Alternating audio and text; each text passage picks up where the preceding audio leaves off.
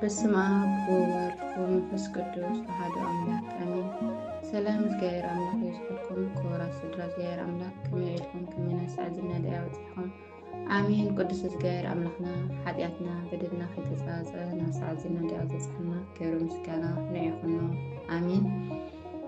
እሽም ባርካ ዝሓለፈ ዝቐፀለ መለካይ መንፈሳዊ ዕብየት ምዕራፍ 3 ኣብ ዝሓለፈ ዝቐፀለ ምዕራፍ 2 ሰለስተ ነጥብታት ኣብ ፍቕሪ ፈተውትኻ ዘርእና ነርና። ንሳቶም ድማ ቀዳማይ ነጥቢ መለክዒ ምትሕግጋዝ፣ ካልኣይ ነጥቢ ድማ መንቲ ብፃይካ ፀሊ፣ ሳልሳይ ነጥቢ ከዓ ንዝተጋገየ ብፃይካ ኣርሞ ዝብሉ ሰለስተ ነጥብታት ርኢና ነርና። ከዚ እውን ምዕራፍ 3 ሓሙሽተ ነጥብታት ኣብ ፍቕሪ ጸላእትኻ ዝብል ክንርኢና ሰናይ ምክትታል ይግበረና። ሓሙሽተ ነጥብታት ኣብ ፍቕሪ ጸላእትኻ። እዛ ጸላኢት ትብል ቃል ብልማድን ብዝርድአካን ንምዝራብ እምበር ንሰብ ብዘይካ ዲያብሎስ ካሊእ ጸላኢ የብሉን። ሰባት እንተስ ብፍላጥ እንተስ ብዘይፍላጥ ክጎድእኻ ይኽእሉ እዮም። ክፀርፉኻ፣ ክሓሚኻ፣ ክሃርሙኻ፣ ክጠልሙኻ፣ ክርዑልካ ይኽእሉ እዮም። ንስኻ ግን ክወርሓወይ ንኹሉ ዝዕገስ ልቢ ሃልኻ፣ ንኹሉ ዘፍቅር ልቢ ሃልኻ። ነቲ ንጸላእትኹም መፍቅሩ ዝብል ሰማያዊ ትእዛዝ ሸለልካ ትብል ነቲ ዘጋጠመካ ተፃወታት ሸለል መዋል ምረፅ። ንሰማያዊ ትእዛዝ ሸለል መዋል ካብ ሰማያዊ ርስቲ ዝፈሊ፣ ነቲ ዘጋጠመካ ተፃወታት ሸለል መዋል ግን ውሽጣዊ ሰላም ኣብ ርእሲ ምሃቡ ወዲ መንግስቲ ሰማያት ንምዃን እዩ ዘብቅዐካ። ነዛ ጥቕስሞ ስምዐያ፣ መራሒት ህይወትካ ድማ ግበራ ስምዐያ። እዚ ቀልጢፉ ዝሓልፍ ፎኪስ ጸባና ካብ ኩሉ ዝበልጥ መዘና ዘይብሉ ዘለኣለማዊ ክብሪ የጥረየና ኣሎ።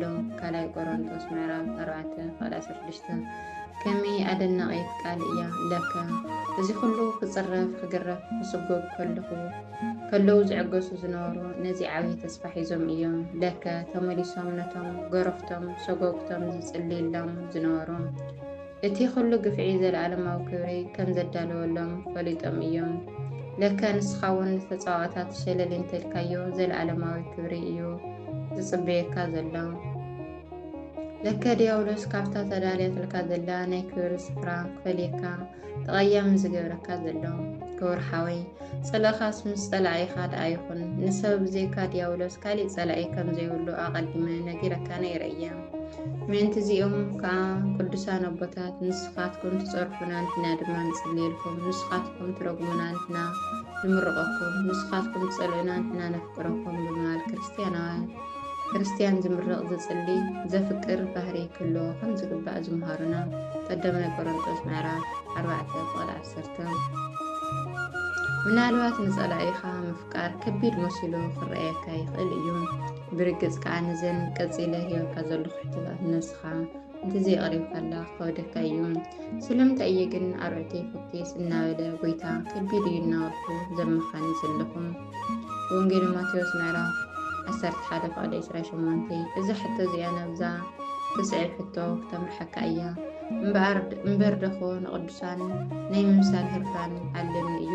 ንሳቶም ጸላእቶም ነፍቀሩ ንረገምቶም እናመረቑ ንምንታይ እየ ከቢድ እናበልኩ ዘመሳምስ ዘለኹም? እዛ ሕቶ እዚኣ ናብዛ ትስዕብ ሕቶ ክትመርሐካ እያ። ንምንታይ እየ ግን መሓርቲ ምሕረት ክረኽቡ እዮም እናበለ ጎይታ ንነፍሰይ ምሕረት ክነግፈገላ ዝፍረዳ ዘለኹም? ክወርሓወይ እንተ ምሒርካ ክትመሓር ኢኻ፣ ይቕረ እንተኢልካ ይቕረ ክበሃለልካ እዩ። ንነፍስኻ ባዕልኻ ኢኻ ፈራዲያ፣ ፅቡቕ ፍርዲ ፍረደላ። ካብ ሕጂ እንድሓር ንፀላእትኻ ንምፍቃር ዝሕግዙ ነጥብታት ኢኻ ክትረክብ። ንቅዱሳን ዝዕወቶም ነጥብታት ንሳተን እየን ኣቕልበለን። ካብ ዝወደቅካሉ ዘልዕልኻ ኣእዳው ንሳተን እየን እሞ ኣጽንዓየን ሰዓበኒ። ቀዳማይ ነጥቢ ንበደላትካ ብፃይካ ኣይትዘርዝሮም። ኣእምሮኻ ንበደላት ብፃይካ ሓደ ብሓደ ዕለት ብዕለት ንዝተፈፀመሉ ቦታ ዝሰምዕዎ ሰባት ካልኦትን ንክትዝክር ክደፋፍአካ ይኽእል እዩ። ንስኻ ግን ክወርሓወይ ካብ ንዕኦም ዝካር ነቲ ይቕረ ብምባል ትረኽቦ በረከት ከም ዝዝክር ግበሮ። እዝን ከምዝን እንድዩ ዝገበረኒ ምባል ግደፎ። ዋላ እኳ እቲ ኣብ ልዕሊኻ ዝተፈፀመ በደል ከም መለበሚ ክትጥቀመሉ ዝግባእ እንትኾነ ተቐይምካ ክትሕረቕ ክትርሕቕ ግን ኣይግባእን። ልዕሊ ኩሉ ግን በደላቱ ክትዝርዝር ከይትውዕል ተጠንቀቕ። ሓንቲ ካብ ምስላ ባህልና ከዘኻኽረካ እየን። ፍቕሪ ደሊኻ ገዳዲፍካ፣ ጽልኢ ደሊኻ ገፋፊፍካ። ከመይ ጽብቕቲ ምስላ ይመስለካ እዚኣ? በቃ ፍቕሪ እንተደሊኻ ገዳዲፍካ እዩ። ሕጂ እውን ክደግመልካ እዝን ከምትን እንድዩ ዝገበረኒ ኢልካ ምዝርዛር ገዲፍካ ይቕረ ብምባል እዝን ከምትን በረኸታት ክቕበል እየ በል። ነዚ ትስዕብ ሕቶ ኣልዒለልካ እሞ ምስ ገዛእ ርእስኻ ትዛረብ። ስለምንታይ ግን በደላት ብፃየ ሓደ ብሓደ ብምዝካር ንበደለይ ሓደ ብሓደ ኣምላክ ክዝክሮ ዝገብር ዘለኹም? ሕጂ እውን ሓደ ኣገራሚ ነገር ነብስኻን ገራም። ኣነ ንውሕዳት በደላት ብፃየ እየ ዝሓድግ ዘለኹ። ኣምላኽ ግን ነቲ ካብ ቆልዕነተይ ትሒዘ ዝገበርክዎ በደላተይ ይቕረ ክብለለይ ክቡር ሓወይ ውሑድ ሃብ እሞ ብዙሕ ተቐበል። በደል ብፃይካ ከይፀብፀብካ ይቕረ ምባል ከመይ ከም ዝመስል እዘን ቀፂለ ሂበካ ዘለኹ ታሪኻት ክምህራኻ እየን። ጻዲቕ ዮሴፍ ብኣሕዋቱ ተሸይጡ ናብ ግብፂ ድሕሪ ምውራዱ ነቶም እኽሊ ንምሽማት ናብ ግብፂ ዝወረዱ ኣሕዋቱ ዝወደልዎ ከይዘርዘረ ከመይ ገይሩ ይቕረ ከም ዘበለሎም ኣንቢብካ ኣለኻ። ንሱ ስለምንታይ ናብ ጉድጓድ ደሪኹምኒ ክትቐትሉን ሓሲብኩም? ስለምንታይ ካብ ዝናብተን ሰሓሒብኩም ዓቕሊ ይፅይኹምለይ? ስለምንታይ ካብቲ ዝፈትዎ ኣቦይ ፈሊኹምኒ? ዕረ ብሰንኪኹም 2 ዓመት ከም ዝተኣሰርኩ ትፈልጡ ዲኹም? ንስኻትኩም ዝገበርኩም ንኮ እናበለ ኣብ ልዕሊኦም ዝፈፀምዎ ገፍዕታት እንተዝርዝረሎም ይቕረ ንምባል ከየሸገሮ ኣይምተረፈን ይኸውን። እዚ ጻዲቕ ሰብ እዚ ግን ንኩሉ በደላቶም ሸለል ኢሉ ነዛ ኣገራሚት ቃል ተዛረበ። ኣምላኽ እዩ ህይወት ንምድሓን ቀቂድመኹም ናብዚ ዝለኣኸኒ እሞ ናብዚ ስለዝሸጥኩምኒ ኣይትጓሃዩ ኣይትጨነቑም። ኦሪት ዘፍጥረት ምዕራፍ 45:5 በዚ ከዓ ንጽልኢ ስዒሩ ኣፍቀሮም። ንስኻ እውን ክቡር ሓወይ ኣብዚ ቦታ ከምዝን ከምትን ጌርካኒ ኣብ ቅድሚ በዓል እኸለ ኢኻኮ ከምዚ ኢልካኒ እናበልካ ምትንታን ኣወግድ። ንስኻ ኸ ከምዚ ደኣበል ዲያብሎስ እዩ እኮ ኣብ ማእኸልና ኣትዩ ፀኒሑ እምበር ንሕና ደኣ ኣሕዋት እንዲና። እዛ ልቦናና እዚኣ ምሕረት ክተውህበካ እያ። ሕጂ እውን ካሊእ ኣገራሚት ዛንታ ክበካ እየ። ኣስካሕካሒ ግፍዒ ኣብ ልዕሊኡ ተፈጸመ ምሕረት ዝገበረ ኣስካሕካሒ ግፍዒ ኣብ ልዕሊኡ ተፈጺሙ ምሕረት ዝገበረ እስጢፋኖስ ሰማዕት። ሊቀ ዲያቆናት እስጢፋኖስ ኣብታ ብዳርባ እምኒ ዝተጨፍለቐላ እዋን ሓንቲ ኣገራሚት ጸሎት ጸልዩ ኣሎ። ኦ ጎይታይ ሓጢኣተመይ ተሓዘሎም ከመይ ደናቒ እናተጨፍለቕካ ዶ ሓጢኣት ጨፍለቕተይ ሕደገሎም ይበሃል እዩ። ተመልከት ሰማዕቲ ቅዱስ እስጢፋኖስ እምኒ ከልዕልሉ በልዎ ዝብል ትእዛዝ ብጭካነ ክወሃብ ካዕኻ እናበሉ ክጭፍልቕዎ ነዚ ኩሉ ሓደ ብሓደ ክፅብፅብ ግዜ እንተዝወስድ ምሕረት ከይለመነሎም ማዓረፈ። ንሱ ግን ንኩሉ ሸለል ብምባል ይቕሬታ ግበረሎም። እዛ በደል ብፃይካ ክትዝርዝር ዘይምውዓል ከመይ ፅብቕቲ ይመስለካ? እረ ሕጅስ ምስ ነብስኻ ክትተሓሳሰብ ይደልየካ ኣለኹ እሞ ፅን በለኒ።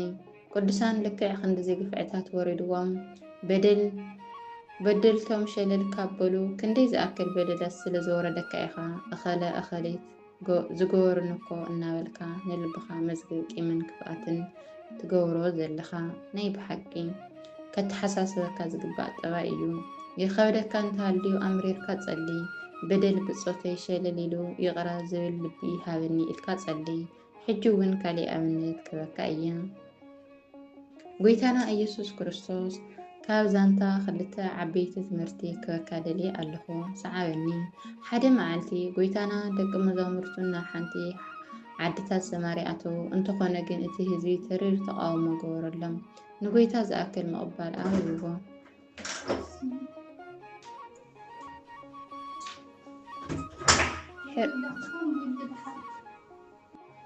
ሕርቃኖም ምቁፅፃር ዝሰኣኑ ሃዋርያት ዮሃንስ እና ያዕቆብ ከምዚ ኢሎም ንጎይታ ለመንዎ። ጎይታ ከምቲ ኤልያስ ካብ ሰማይ ሓዊ ኣውሪዱ ነቶም 50 ሰባት ዘቃፀሎም ሓዊ ውሪድና ክነቃፅሎም ኣዝዝ። ጎይታ ግን ወዲ ሰብ ንሰባት ከድሕን እምበር ከጥፍእ ኣይመፀን። ካበየናይ መንፈስ ምዃንኩም ፍለጡ ብምባል መለሰሎም።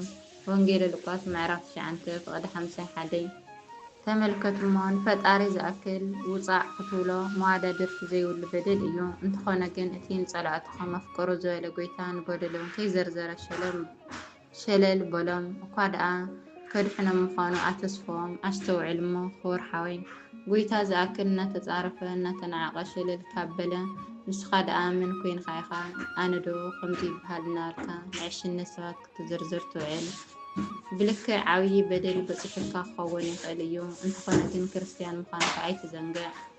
ክርስቲያን ድማ ንጸልእዎ ዘፍቅር ንዝረግምዎ ዝምረቕ ብኻሊእ መንገዲ ነታ ካበየናይ መንፈስ ምዃንኩም ፍለጡ ትብል ቃል ጎሲኻያ ይትሕለፍ። እዛ ቃል እዚኣ ከምዚ እያ ትብለካ ዘላ ሕነ ክፈዲ ዝብል ንጸልእዎ ክጸልእ ዝብል ናይ ዲያብሎስ መንፈስ እዩ።